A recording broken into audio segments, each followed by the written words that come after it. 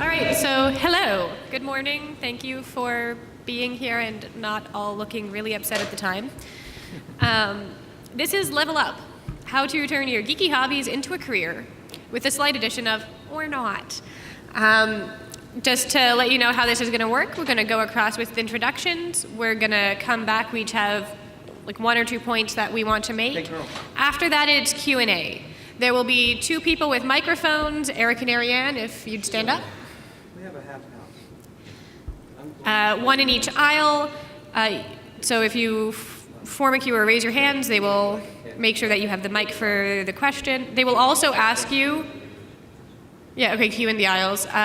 They will also ask you your question when the person ahead of you is speaking to us. And that is just so that your question is ready when you get handed the mic. It'll make things go a lot faster. That being said, that's me. I'm Emily. I'm a graduate student at the Vancouver School of Theology. I study the use of religion and mythology in video games because I find it fascinating and they let me. Previously, I've been a waitress, I've been a bartender, I have sold highly addictive yarns and taught people knitting, I've done customer service. Getting myself to this point, I started in computer engineering. I ended up with an honors degree in literature because the program I was in was designed to send people to a now defunct company. I enjoyed programming. I love math and calculus, which apparently makes me a masochist. But I worked for a while and realized that I did want to go back to school. And I tried a few things before, actually it was through PAX. I constantly was asking people questions about religion and world building. And when I was looking at graduate school, religion and literature areas were a logical choice for me. Adding video games into that it made sense. And it was something that almost nobody else was doing. There's a couple people around the world from very different perspectives, at least looking at religion and gaming. Now, because we've all kind of had interesting jumps from where we thought we were going to be going to where we are, when I was in grade 4, I wanted to be a ballerina. This actually, for me, was a logical choice. I probably spent 16 hours a week in studio, plus the time I spent rehearsing and practicing at home. I had the skill. I trained extensively. I hit puberty and no longer had the body that a ballerina is supposed to have. I was too tall, I was too curvy, and it makes the lifts difficult. So this is what I actually do. I spend my days writing things, reading things, and there's a lot of Greek in there. So I am... Uh-oh. Test. Hello. Hello. Hello. Hi. Yay. Can you? Oh, yay! There I am. Hello. I'm finding myself here. So I'm Heilke, and I'm a crafter, a seamstress, a maker of anything that I can find the time, materials, and interest to create. Demonstration.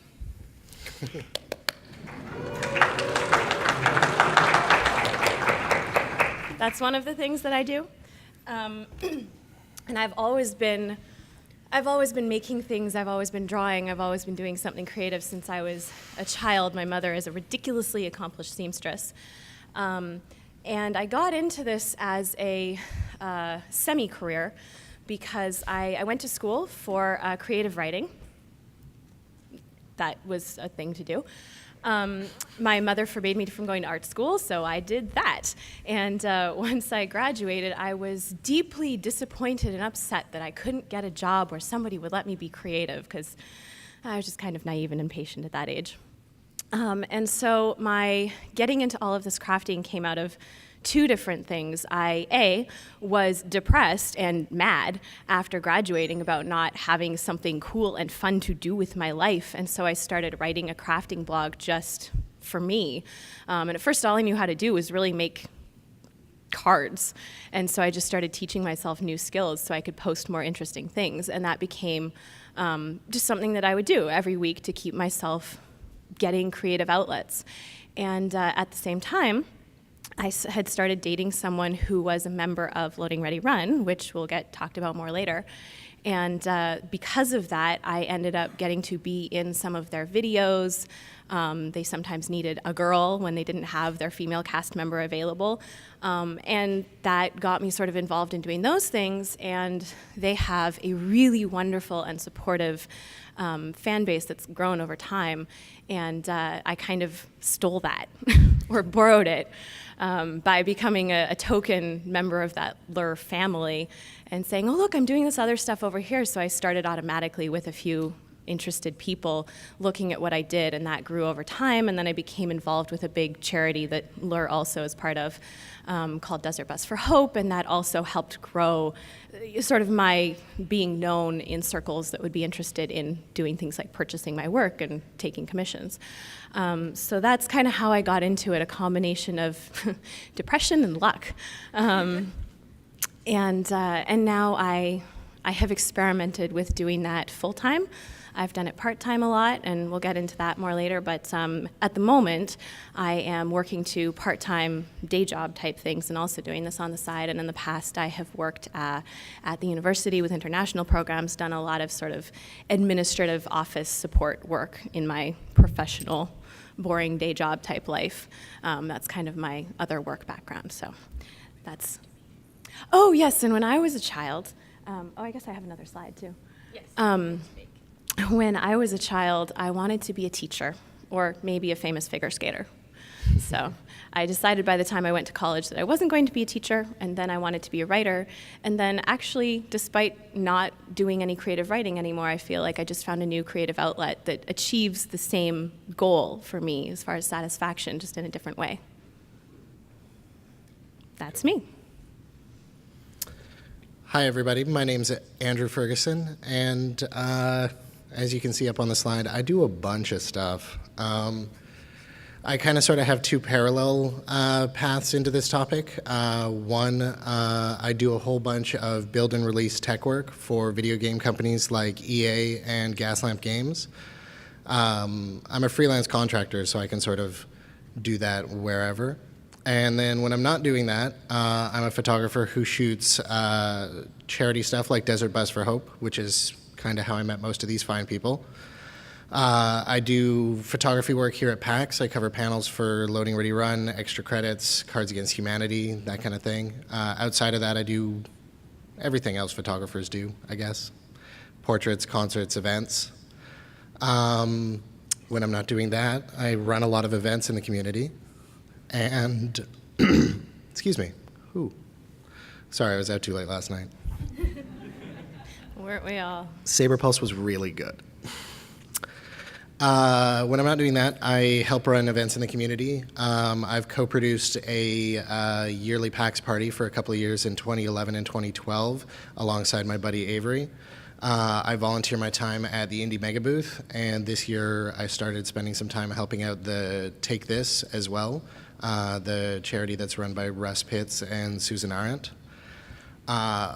Occasional guest on gaming podcasts such as Loading Ready Run's Feed Dump, as well as the GamerX podcast Minus World.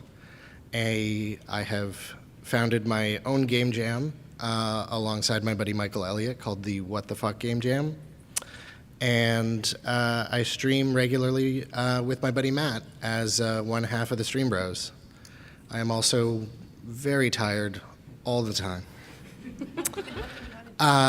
When I was a child, I didn't really, none of the career options seemed super appealing to me. I wanted to be independently wealthy. I wanted a yacht. I wanted to do whatever I wanted and not have to deal with consequences, because that sounded really fun to an 8-year-old. Sounds pretty good to me now. I know, right? And now, Sorry? Oh, you skipped past one. And now I do stuff like that. So I'm kind of all over the place. Wait. Oops. I'm really bad at this. Okay, so my name's Kathleen, and when I was a kid, I got a Peanuts comic book, like one of the old pocket books, and I was like, oh my God, I want to do this. I want to be a cartoonist. And then when I was about 11, I got a Bloom County book from the library, and I was like, screw Peanuts. I want to draw comics like this because these are dirty. But that is not what I do for my grown-up job, because while I am a semi-decent artist, and you can find my art in a lot of places, like the Loading Ready Run Creepy Doll pin, I actually drew that and designed that character, I'm not quite a good enough artist to be a cartoonist, and I think I realized this when I was about 16, and I had some really talented friends, and I was like still slogging along and like still screwing up perspective, and it's like, I don't think I can do this. But luckily, I have a lot of other skills. What I actually do is I write sketches and jokes and stuff like that. I produce things. One of the things that I just finished doing was I was the producer for a reality TV show on the internet. I was doing that all in July, and it involved going around all sorts of really cool and interesting places and making little like Excel spreadsheet schedules that had like time broken down into 10-minute slots and stuff scheduled for when we were going to eat to make sure that we would eat, and you know, figuring out how much extra time you have to put in because something always goes wrong. So if you're a type A personality, boy, that is a good job for you. I assistant direct when we go to shoots, which is fun and mostly just involves telling people to stand there and do this so the actual director can do his job. I edit video. I was an editor on Strip Search. I edit Feed Dump. I edit Loading Ready Run videos. That's something I picked up. I'm a trained journalist. Editing is really good if you're a journalist because it's basically the same idea, just with footage instead of quotes. And I occasionally make jokes. I started doing all of this because when I was in university, I met this guy named Graham who was really into creating things, and I had always been into creating things, but I had been mostly thwarted in my life by people who were very small-minded and did not think highly of me, like my own mother, who told me I would never amount to anything and I was a complete piece of shit. So if your family is not supportive, fuck those people, by the way. Do what you want. And then I worked at it for free for a very long time. Jobs I have had, I was a cashier at a grocery store. I got fired from that job. I was a server at a Canadian chain restaurant called White Spot, got fired from that job. I don't take direction well. I was the lands and crossing administrator at a company called Spectra Energy, and my job was to make sure our government records were up to date. Type A personality, yeah, got fired from that job too. Right. and various things. So I worked for free at this for a long time, and then eventually it became a career.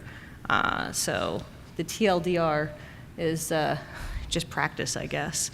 And yeah, that's me. Oh, and then there's a slide of me, because Emily wanted a recent photo, and I don't really have any photos, so I just took the screen cap from the latest video. And that's basically the description of my job, is just me. I'm sorry, check. You don't have any recent photos of you? That I wanted to share on this panel. That's fine. So, Kat, what I've learned about you, Kathleen, is self-employment suits you well. Oh my God, yes. I am just like the worst. If anybody wants, I will not tell them at the panel, but I have hilarious stories on how I got fired from all of those jobs. But what I'm here to talk about on this panel is not necessarily the how to get yourself out there and do this and, like, you know, turn your hobby into a career, but from the employer's standpoint, because Loading Ready Run has grown up to the point at this point in our lives where we have to hire contractors to do things. For example, a couple months ago, we really needed some caveman outfits, so we went to Tally and had her craft us caveman outfits because we needed them for costume. More relevantly, we hire people. We have freelance videographers we work with, one of whom is in the audience filming this panel right now. Her name is Sarah. We are also use a guy named Jason Chinook who films a lot of stuff. He worked on Strip Search and Tabletop Deathmatch with us, which is really exciting. And we have a freelance music guy who we hire to do custom compositions. And I just want to talk about, if you are in the position of you want to get a job doing your thing, how do you approach somebody who might pay you to do that job? And so I have a couple of stories. How we started working with Jason and Sarah is they came up to us one year, actually a few years ago at PAX, and said, hey, do you want us to film something for you? You know, you're here, we could film your panel, or we could film you going around and doing this thing that you're doing with Wizards of the Coast. That would be, and so the reaction was, you know what? sure. And the reason it was, sure, it's like, I don't really know you. You say you're a fan. That's great. I don't know if you can do a good job, but this is a very, like, if we film something at PAX and it doesn't turn out, it's not the end of the world. They got some experience. We don't have to use it, right? So for us, it was a very, like, low risk proposition. Neither of them asked to be paid for it. They just basically wanted to do it. And it turned out both of them were really talented camera people, and we're like, oh, we should remember that for later. And then it's turned into a bunch of freelance jobs. So don't be afraid to approach a potential employer and say, hey, can I help you out? Especially around times like big events, it's always a good idea because people are always looking for help when they're short-staffed, especially if you have some sort of practical skill. The other person that we work with a lot is Bradley, who I mentioned. And Bradley Bradley is a man after my own heart, because how we started working with Bradley is he sent Graham a very rude email saying our music was fucking terrible because it was mostly Apple loops and we should be ashamed of ourselves because otherwise our videos are good, but what the fuck is wrong with us?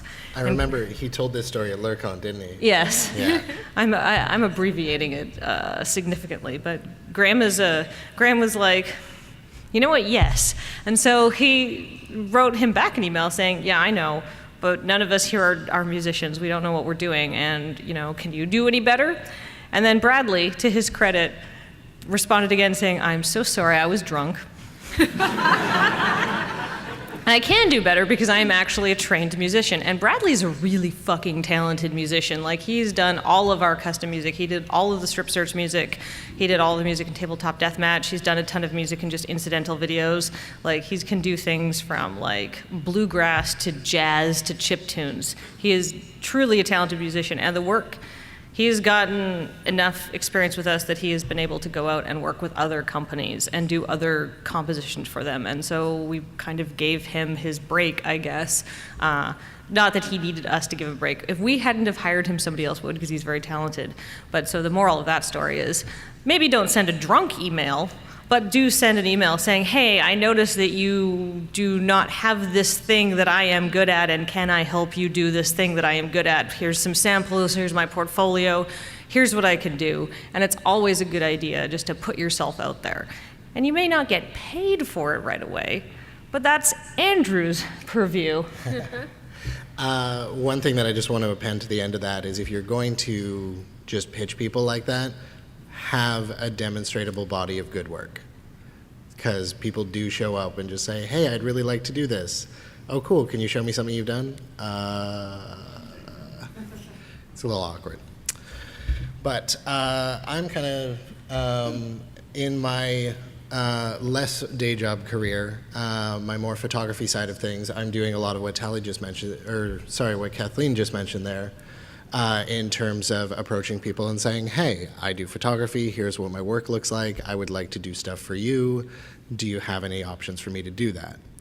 That is initially how I wound up doing the photography for Desert Bus for Hope by pitching Ashton over there, who's taking my picture right now, but I didn't realize that I was pitching him at the time because I didn't realize he was part of Desert Bus. I was just telling my friend what I was going to tell them. So one thing that I've noticed being a photographer is that I get constant requests to work for free. And if you start to develop any kind of decent body of work, particularly in something creative like photography or video or writing, people will start to find you and approach you and say, hey, we can't afford to pay you, but could you do this? And as a general rule, you kind of want to say no to those. There's a really big difference between when somebody approaches you and says, hey, can you work for free? And when you have picked out something specific, such as Desert Bus or doing panel photography for people here, like my examples, where I have approached them and said, hey, this looks like it would be really useful to you. Here's some examples of my work. I'd like to do this for you for free. When I started doing it for Cards Against Humanity the first year, I just contacted, I believe it was Damn It Liz, who was running their panel, and said, hey, we know each other vaguely via Desert Bus. I'd like to do some photography for you. Here's my work. And she said yes, and it became a volunteer position. So I just came in and took pictures of their panel and everything like that. And then in subsequent years, it has turned into a little bit of an actual paying gig. But particularly in those fields, like the more creative end of the Geeky Hobbies thing, you will often find that even if you're approaching them to work for them, you will often need to volunteer your time a little bit before it turns into an actual thing. However, like on the other side, when people approach you, it's very varying. Like occasionally I will get approached by people who I think their cause is very interesting or it's something that I care about, and I'll say yes. Like, go ahead. I don't need to be paid for that. You can just throw a credit up, link to my website. But as a general rule, as you've probably noticed browsing around on the internet, nobody follows credit links anywhere. Exposure doesn't really exist as a thing. And even if it did, your landlord probably doesn't take it to pay rent. But like, everybody will ask you that. I have had the San Francisco Chronicle ask me for free work for like a photo that was unique, one of a kind, could never be repeated. They wanted it for nothing. And I'm like, you're a newspaper with 2 million subscribers. You have a couple of bucks. So that's something to take into account as well. Like sort of, if somebody is asking you to work for free, what scale are they operating on? Is the person who is asking you being paid? Or is it like a small volunteer event, which might sound like it's something fun to be a part of? If the people that you're working for are getting paid, as a general rule, I prefer to be paid. I just wanted to jump in. That's a Yeah. really good point. Loading Ready Run tries to pay everybody who works with us. Like, even if you do an appearance on Feed Dump, we'll throw you like a few bucks, right? If the project that somebody asks you to work on has any kind of monetization scheme, ask for $25. Ask for anything, because there's a psychological effect to that as well. For sure. If you don't value your work, other people will value it less. But if you do value your work, people are like, oh, wow, they want money. Okay, they're serious about their job. Even if it's a token sum, it elevates you above people who are like, oh, whatever, just have it, is fine. You know, it makes you seem more confident. Yes. Especially if you use the word honorarium. It's super fancy, but it basically means not enough money for the thing, but still some money. Would you say it's also kind of helping train companies like that to do this as a repeated process instead of training them to think that they can always get work for free from creatives? For sure. Like, I'm not sure Just how it wanna is in a lot of perpetuate other that. fields, but particularly in photography, because everybody, like, raise your hand if you own a digital camera. All right, so now that everybody has them, people are really used to just approaching people who aren't photographers and saying, hey, can I have this for free? And those people are excited to see their photo on the news or a website. But in doing so, you're lowering the bar for everybody else and saying, like, the cost of photography is zero, which, if it's not your thing, that's fine. But if you are a photographer, if it is a hobby that you're developing, if it's something that you want to take further, you need to treat it with that respect so that other people will treat it with that respect when dealing with you, particularly in a business situation like that. I think those are the main points I wanted to make about that. You want to take over there, Tally? All right. So I have a couple things I want to quickly talk about. One of them is the importance of developing your brand, even if you're just doing this as a hobby. And I realized I didn't say very clearly what it is I do. I make plushies is one of the big things that I do that pays me.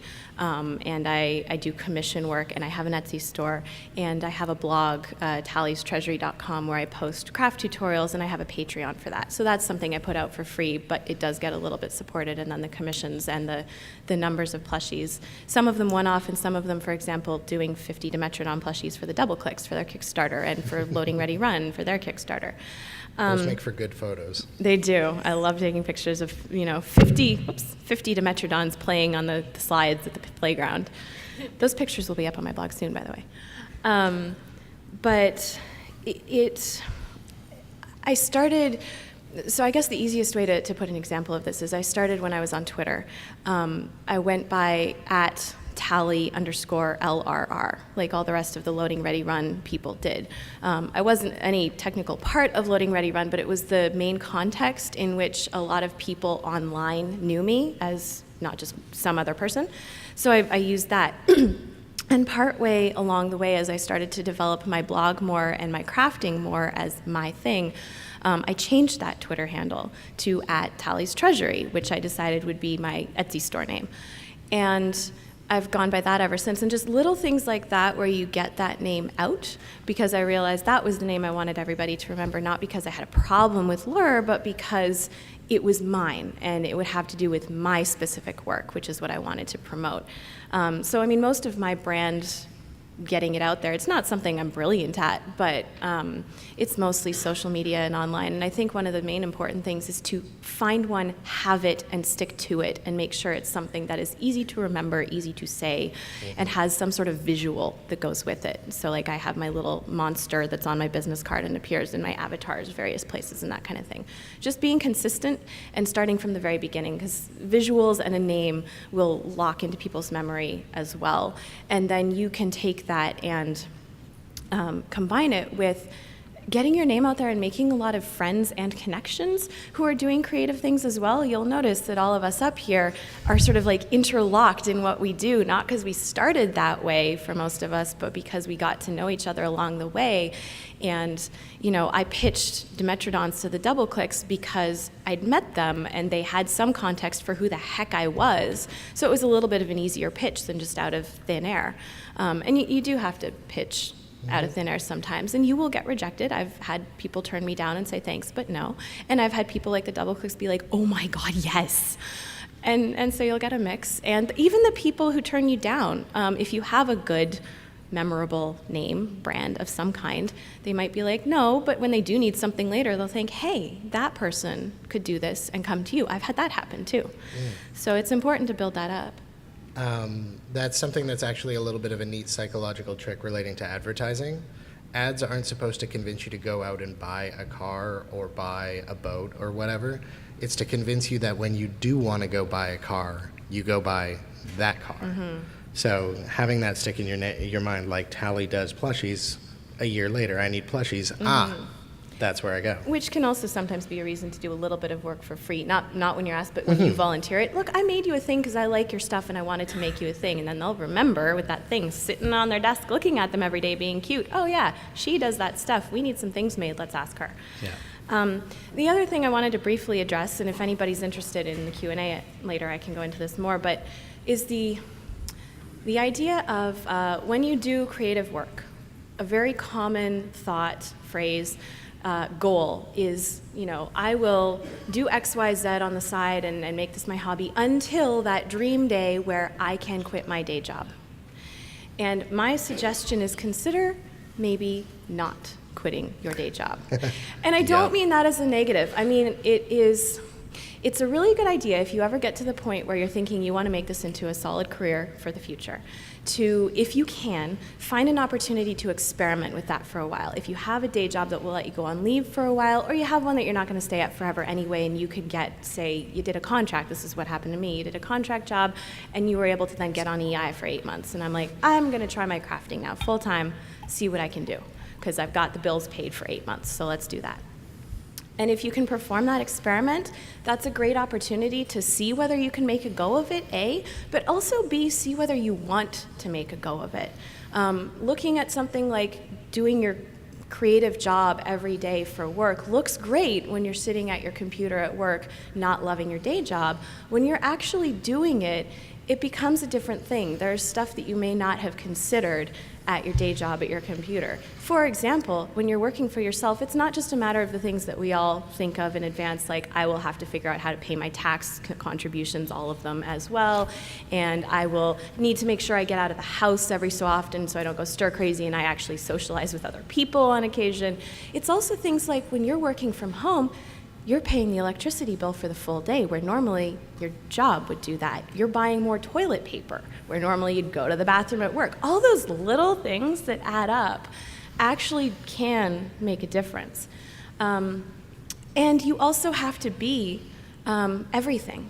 You don't have a PR, a marketing, an accounting department, at least at first, And even if you're skilled at those things, they take time. And so then you have to start charging more for what you do because you need to account for that time as well. So a project isn't just making something anymore. It isn't just planning something and discussing something and making something anymore. It's also all the time that you have to take to do the administration of logging it, making records, figuring out what you're going to do for your taxes, going to the post office, all those little things that are all on you.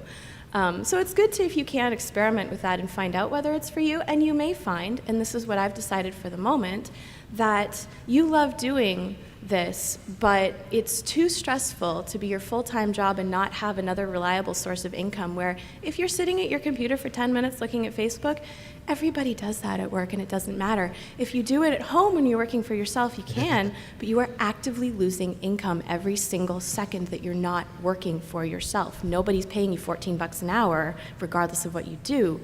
You have to be working or you're not. You know, it's just that kind of thing. So that's a consideration, and also the fact that as you get older, your goals will change. So if I were 24 and I were at the point that I'm at now, I might be saying, I'll definitely do this for a few more years and see if I can get there.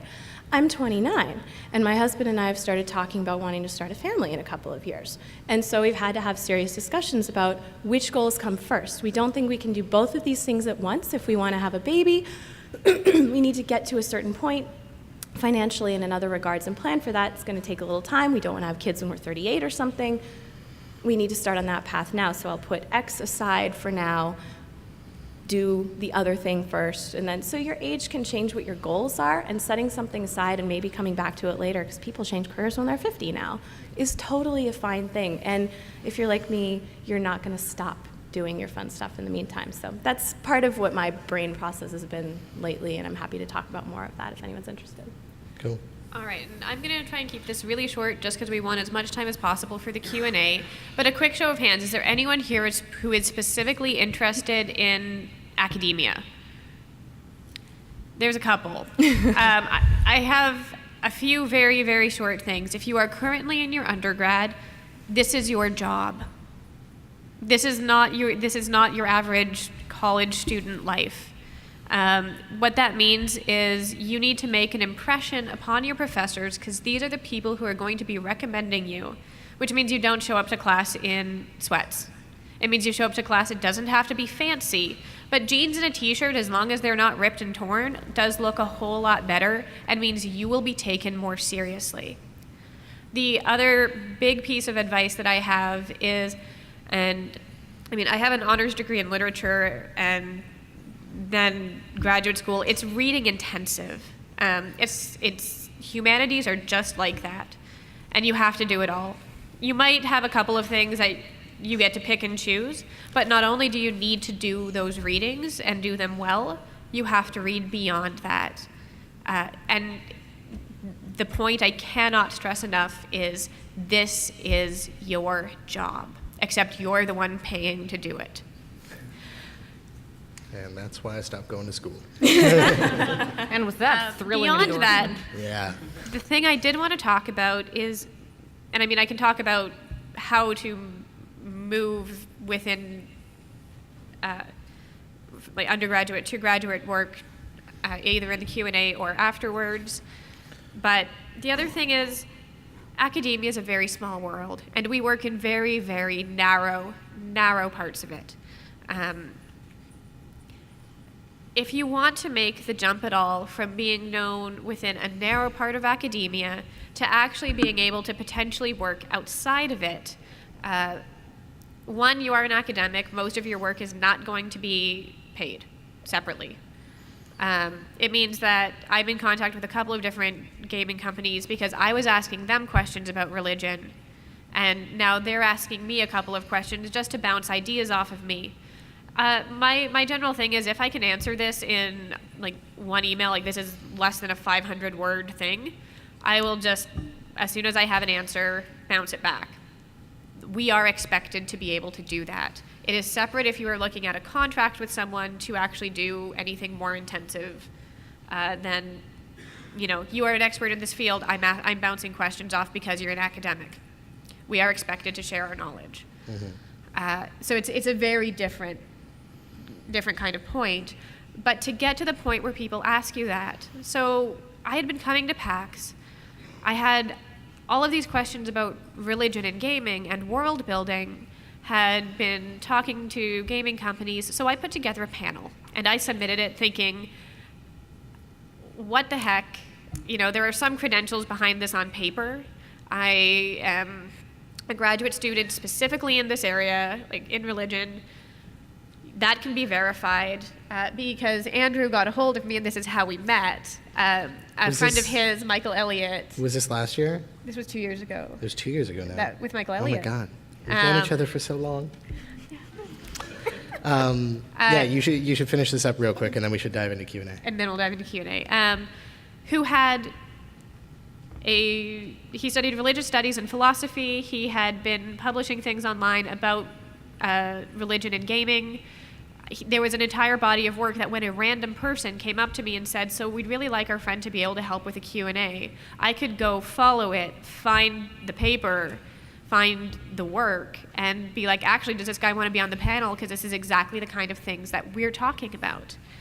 Yeah. And from there, from having been talking about religion, both at PAX East and PAX Prime, all of a sudden there were podcasts. I was mentioned in Polygon once. Yeah. There was a few different things like that. So all of a sudden, the gaming world some people are somewhat aware that there is this person who is specifically looking at how do we write better games in terms of how we deal with religion. How do we do this well? So from there, like, I became known because I put myself out there in a way that I had the credentials to back up, or at least on paper it looked okay, and then was able to be found in different ways.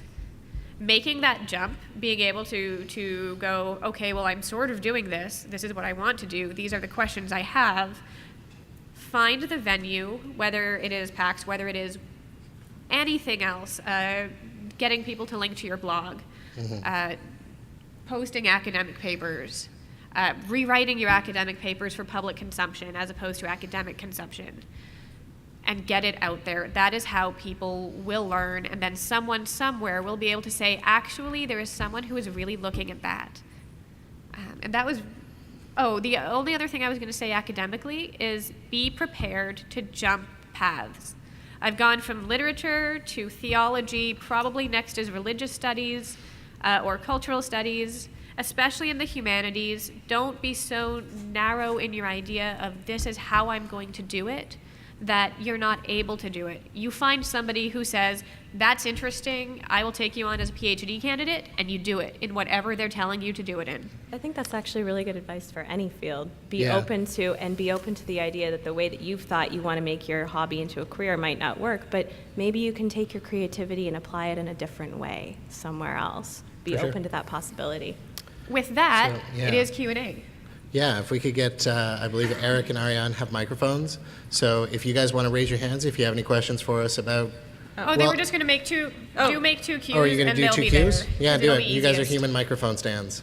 So line up in front of these people at the heads of the aisles and speak your fancy mouth question thing into the microphone. If you have a question for a specific panelist, it's Emily, Tally, Andrew, Kathleen.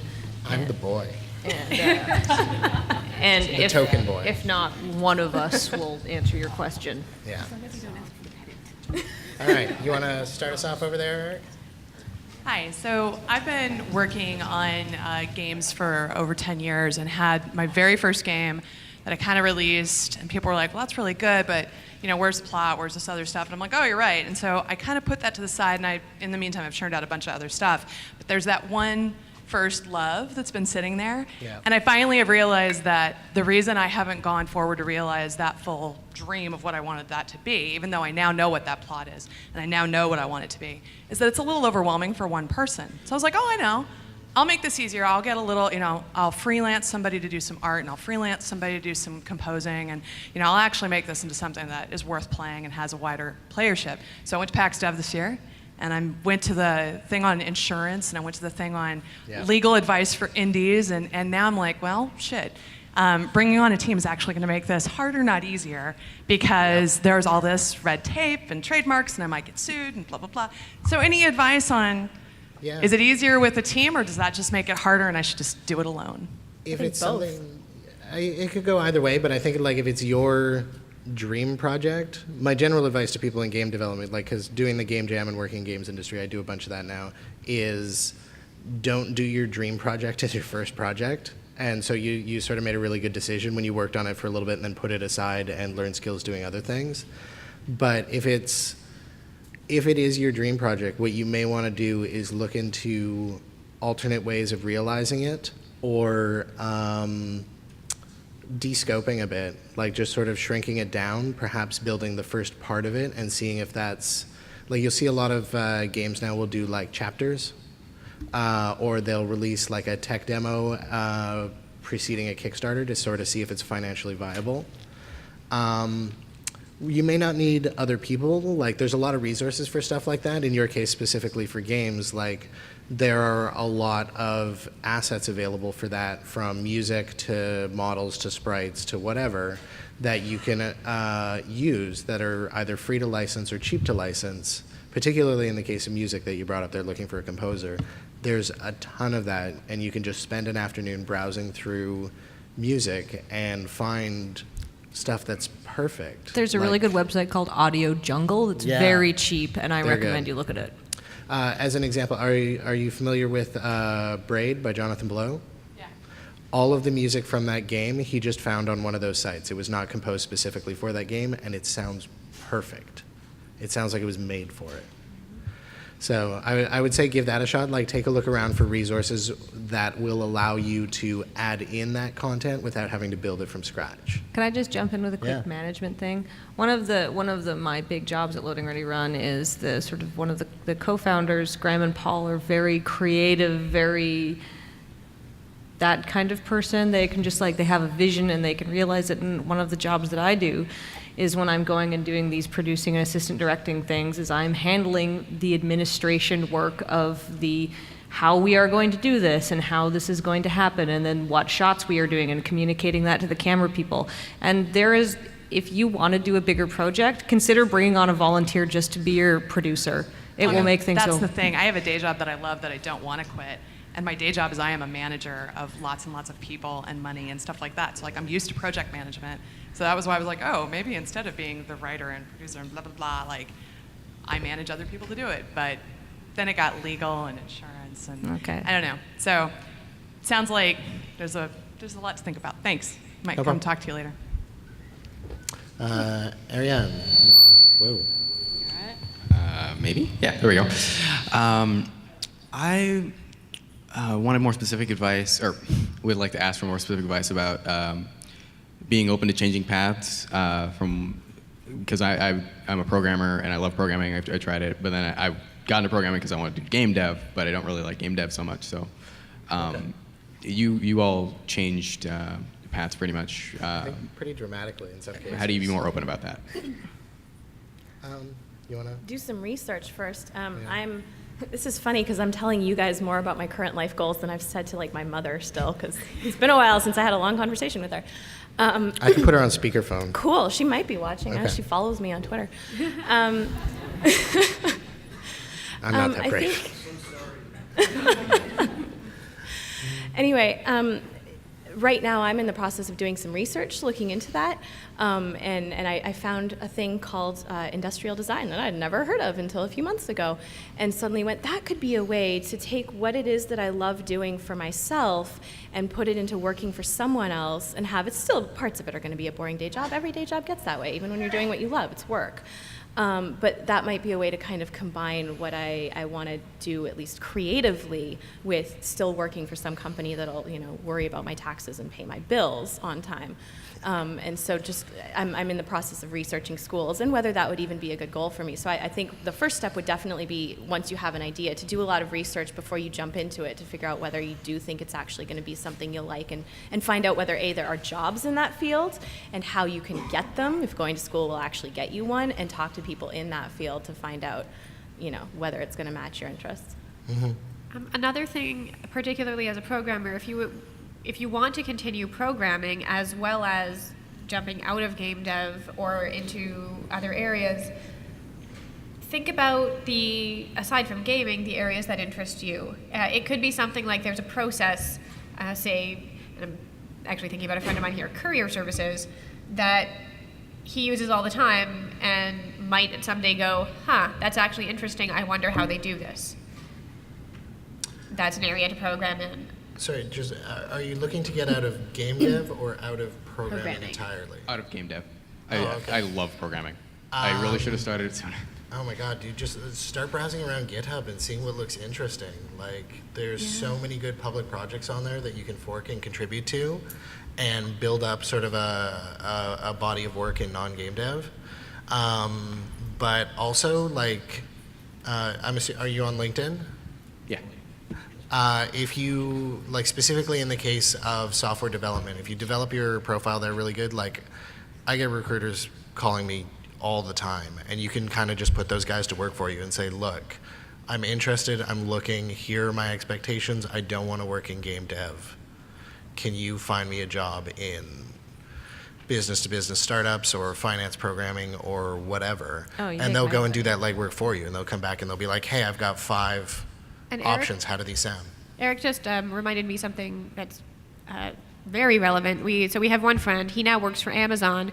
He was headhunted because of all of the little projects he did to make his life easier, things like automating his torrents. Just the little things, and then he put them online and they headhunted him. Yeah. So do the projects that make your life easier. It's Yeah. amazing what'll come out of it. Yeah, like I went to school for English literature and then went into doing build and release management for gambling companies and business startups and stuff like that, and then got headhunted into game dev.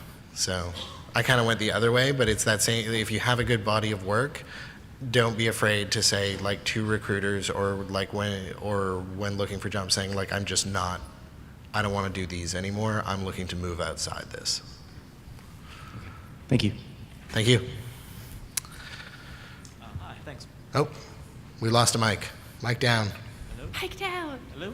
Can we get this one back on the loud meter? Thank you. Hello? Test. Mic 1. Hello? Hey. Fired up. Thanks for putting together this panel. I'm just curious if I could ask for a little more advice on getting into the business side of things, the crunchy, financy stuff or the like. Sorry, the business of what?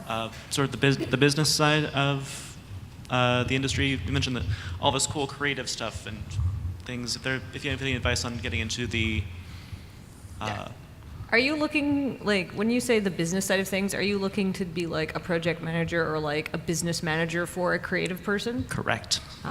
Well, you guys have heard how Robert Koo hooked up with Penny Arcade, right? Well, this is a good story. Robert went to Penny Arcade because he liked them, and they were struggling. And he was just like, why are you guys not rolling in cash? I'm paraphrasing the story, by the way. And they said, we're not very good at this. And it's true. Most creative people are not super anal retentive, organized spreadsheet types, how do I plan for tax people. Or if they are, they're just too busy making shit. Exactly. And so Robert said to them, and I once again, I stress I'm paraphrasing the story, you know what, bring me on for 3 months. If I can't pay for myself after that time, it might have even been 1 month. He was very confident. 2 months, 3 months? I think it was 3. Okay, he said, if I can't pay for myself after 3 months, I will walk away. And he had no idea how he was going to do it, but he had landed this dream job of his. And basically, there's a lot of creative people out there who have raw, untapped talent and are lacking in the business development side. I mean, Loading Ready Run for one. We could sorely use a business manager. But creative people are control freaks, and they are not trusting of people because they have been burned so many times by business types, asking them for free things or taking advantage of them or giving them predatory contracts.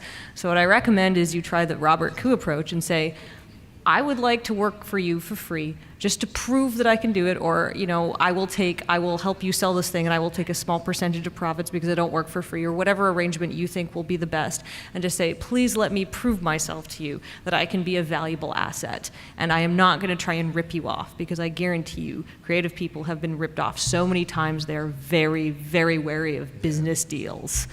And Yeah, the idea of finding somebody whose work that you respect and love and saying, hey, I'd like to contribute to this and help you be more successful, particularly if you're like, because if you come on and say, I would like to do that, it'll be this much, everybody's just going to laugh at you and be like, oh, hey, scam artist. But if you're One coming thing- on and saying, I want to do this like Robert Koo did, that creates a much more favorable impression, particularly if you have a connection to It them. takes the risk away for them, right? Yeah, exactly. And then it's possible to try it out, just like Kathleen said earlier with, the camera stuff, same concept. And somebody that I know in Edmonton does something similar, although not specifically within gaming and geek communities. She put herself out there as a personal assistant for, you can hire me for however many hours a week you want.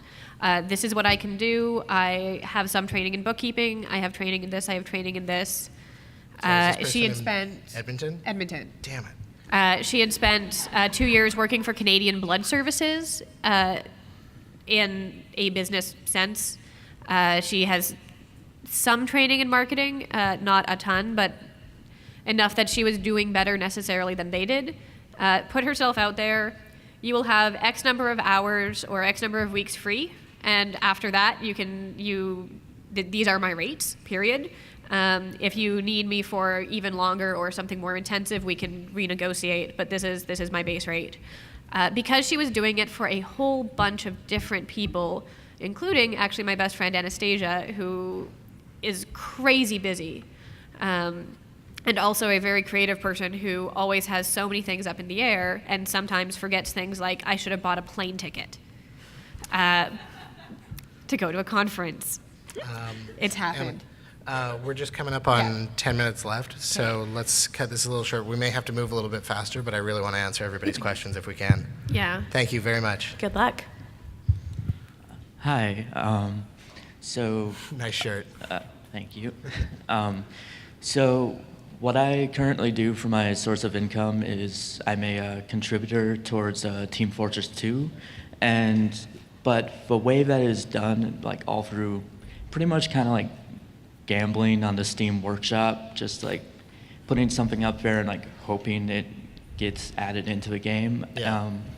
And I was wondering like what you guys thought of like would be the best way of like promoting work like that, like how to like branch out beyond doing like just like textures and concept art for like one specific Well, thing, I guess.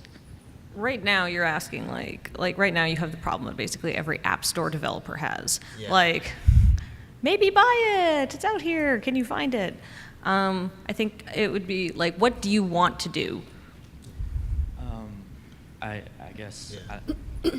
I don't know exactly. I mean, eventually work in the industry doing the same things I Yeah, do well, with that. I would say experiment and play around a little bit to figure out exactly what you want to do, and then start doing that. Like, there are tons and tons of blogs and sites that'll be like, oh, here are the tricks to do this and the things to advertise it. But the real thing that you got to do is just make amazing work.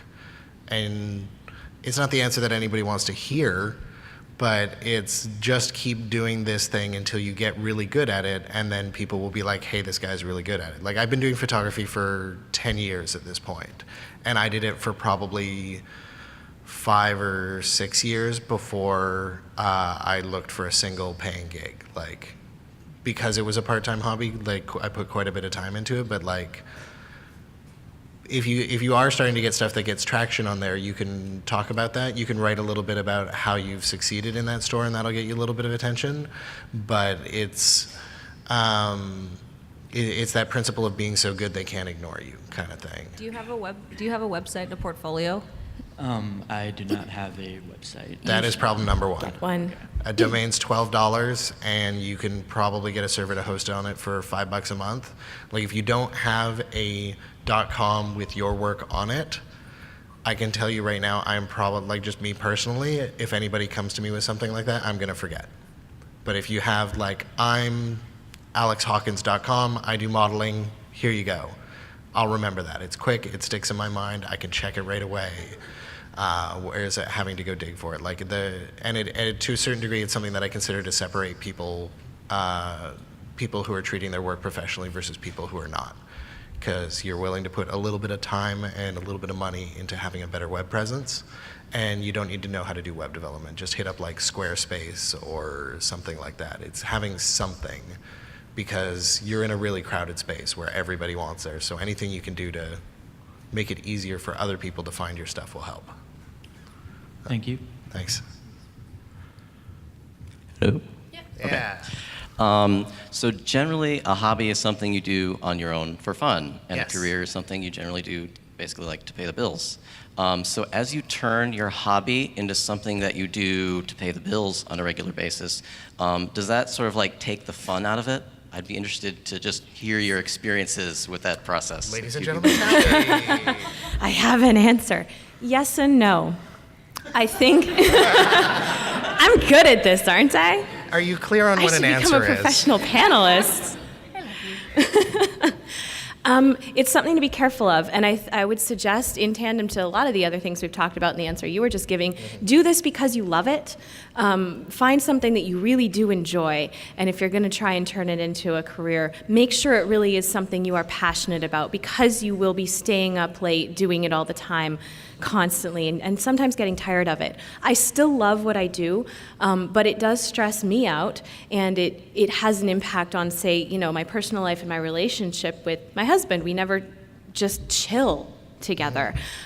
So it can become work. Anything that you love to do and then you start doing it all the time will and can become work to some point. If you love it enough, it will still be work that you will enjoy, but you have to be ready to not like it all the time. And there may come a point when you're performing this experiment where you say, I want to be able to relax to this, so I don't want to do it all day. Sometimes that's for me, this is the kind of work I do for pay, and then in the evening, I'm going to work on the project for me that I can enjoy myself, and there's a little bit of difference there with what I'm making. But sometimes that doesn't work, and even if you... still have a distinct hobby. Take some time to go play a video game or something that's totally different. It will also help with the process of doing your creative work and make it better when you get to it, if you actually do take some breaks. So you still need something to relax to. We're going to have to move on, but one quick thing is don't be afraid to not make it your full-time thing. I've specifically chosen not to be a full-time photographer. It's not a failure. But it would wreck it for me. Yeah. So I prefer to do it as a part-time thing that brings me some income and still have a day job. That makes me much happier. And next, Ariane. Yeah. Thank you. We're going to jump over there. Thank you very much. Hi. So I'm the type of person that you can't sell me something. I have to look at the product and decide that it's right for me. Mm-hmm. And so in the same sense, if I were to provide a product or a service, I would have to have that mentality of it's so good that you can't ignore me, that the product sells itself. So do you have any specific advice towards using that mentality of making the best product you can to your advantage, but then also moving outside your comfort zone to present it? Well, when you're a creative person, you're frequently a huge perfectionist, and you're like, no, it's not effing good enough. And this prevents me from doing a lot of the stuff I like to do as a hobby, because I'm like, no, this is trash, it's garbage, screw it. Fuck this, right? But you do have to draw a line between this is as good as I can get it. And at some point you just have to be like, you know what? This is not perfect. I see a bunch of mistakes. I'm not happy with it, but it's, to the outside eye, it's really good, right? Diminishing returns. Yeah, people who aren't invested in this are not going to see the tiny little mistakes or the little, if you're a writer, oh, I don't like that word there. But other people aren't going to notice, and at some point you just have to be like, you know what, it's good. Let it go and go out and just start talking to people. And you're going to get so many rejections that doesn't mean it's not good, but it's a balancing act, You have to treat it like your work is good. Like if somebody comes up to me and they're not confident in their own work, if two people came up with me with identical things and one of them is confident about it and one of them is not, the one who is not, their work will look worse, because your perception of your work informs other people's perception of your work. And that's the hardest thing, is being confident in that. I'm terrible at it. So I don't have much help there. But thank you. All right, thank you. Okay. We got two more, and I think we got 2 minutes left. And We're gonna then be very quick. Yeah, we're Very going to quick. burn through those, and then you can come up afterwards, or you can find us around. We're super visible. These two are at Bandland a lot. The two of us show up there from time to time. Let's go, man. All right, so what I'd like to know about as a freelancer, how do you price your work? Like, how do you figure out You what you're have doing found is, the like, what it's hardest worth? question. Depends on what you do. What do you do? I'm an illustrator. How long does it take you to do a piece of work? Yeah. Depends on the piece of work. I can knock something out in like 10 minutes, Okay, or I can do hold it in on. an hour.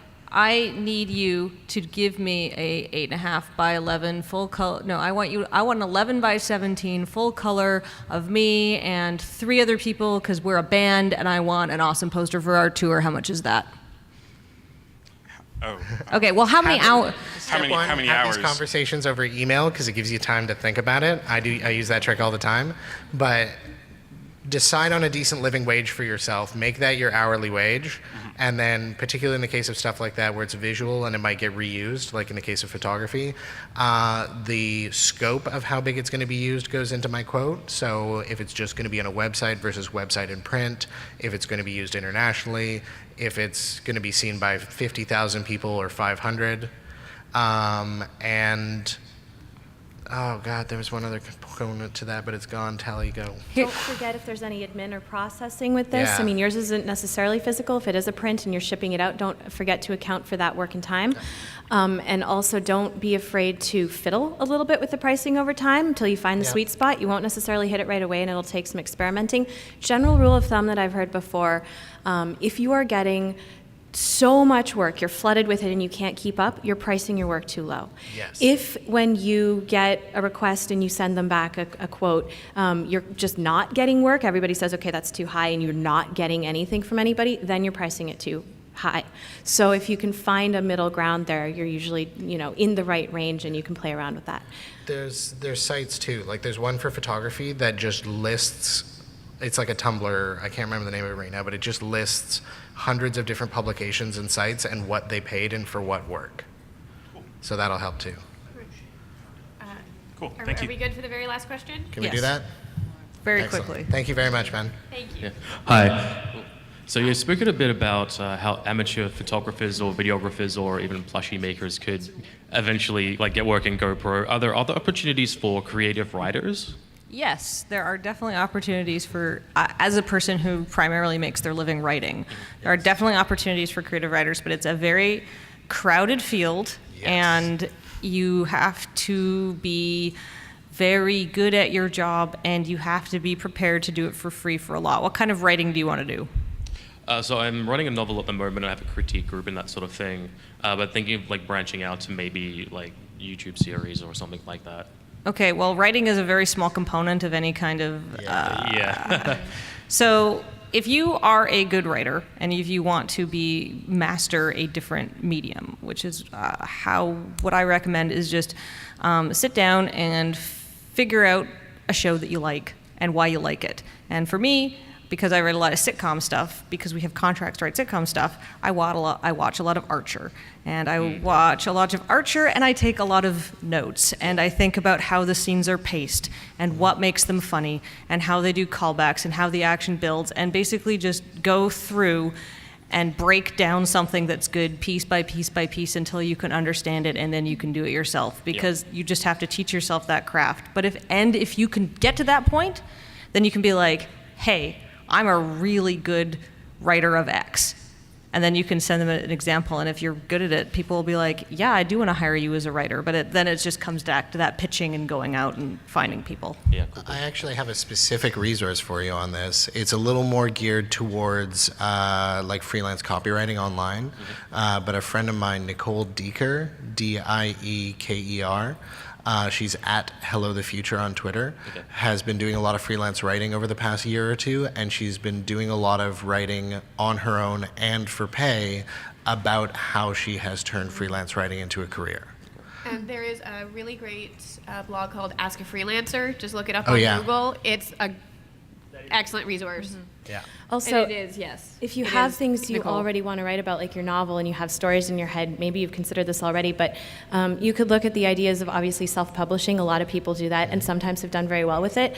Or possibly some kind of serialization technique. If you're upfront about it from the beginning, you could say, start putting out a story, put out a couple of chapters totally free, and ask for $1 installments later on, which also could help you build a readership and audience. It might be something to consider or try.